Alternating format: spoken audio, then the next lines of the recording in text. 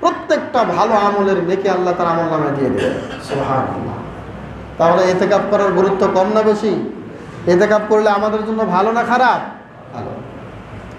সম্মানিত উপস্থিতি, আপনি যদি নিজেকে প্রশ্ন করেন যে আপনি দলের জন্য কতখানি সময় দিয়েছেন, আপনি আপনার পরিবারের জন্য জীবনে কত বছর সময় দিয়েছেন, আপনার ব্যবসার জন্য জীবনে সারাটা জীবন সময় দিয়ে যাচ্ছেন, আপনার পরিবারের জন্য সারাটা জীবন সময় দিয়ে যাচ্ছেন, কিন্তু যদি প্রশ্ন করি যে আল্লাহর জন্য কয় ঘন্টা সময় দিয়েছেন, এই উত্তর আসবে 0। শুধু এইটুকু সময়, সে সময় কোনটুকু?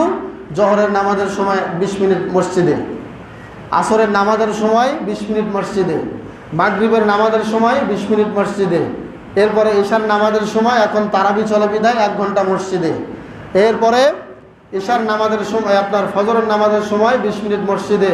এই যে 10 মিনিট 20 মিনিট, এটা ছাড়া বাকি অতিরিক্ত সময় আল্লাহর রাস্তায় আপনি বের করতে পারবেন না, কারণ এটা আপনার আমলনামায় নাই।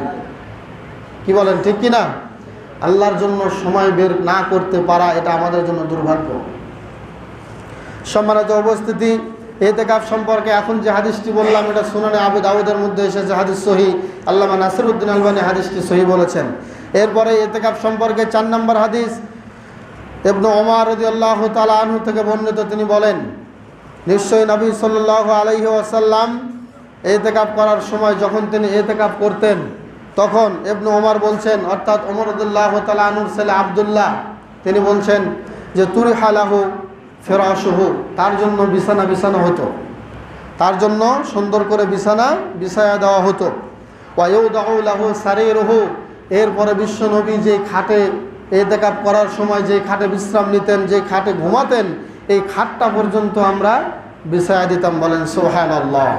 তাহলে বোঝা যায় মসজিদে যদি কেউ বিছানা বিছায় এবং খাটও বিছায়, এটা শরীয়ত জায়েজ করেছে ইতিকাফকারীর জন্য। বলেন সুবহানাল্লাহ। শুধু তাই নয়, এরপরে এই খাটটা বিছানো হতো কোথায়? বিশ্বনবী নবী মুহাম্মদ রাসূলুল্লাহ সাল্লাল্লাহু আলাইহি ওয়াসাল্লাম একটা খাট তিনি বিছাইতেন, সেটা কোথায়? ওরা উস্তুওয়ানাতিত তাওবাতি, এই হাদিসটি এসেছে সুনানে ইবনে মাজার মধ্যে। তিনি তাওবার একটা খুঁটি আছে মসজিদে নববীতে, এই তাওবার খুঁটির পাশে পেছনে তিনি তার খাটটি বিছাইয়া দিতেন। সুবহানাল্লাহ। এই তাওবার খুঁটি মানে কি, এটা কি আপনারা জানেন? মসজিদে নববীর যে তাওবার একটা খুঁটি আছে, এখনো আছে, এই খুঁটিতে লেখা আছে উস্তুওয়ানাতিত তাওবা, এটা হচ্ছে তাওবার খুঁটি।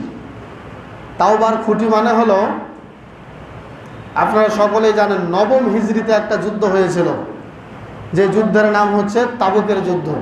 কিসের যুদ্ধ?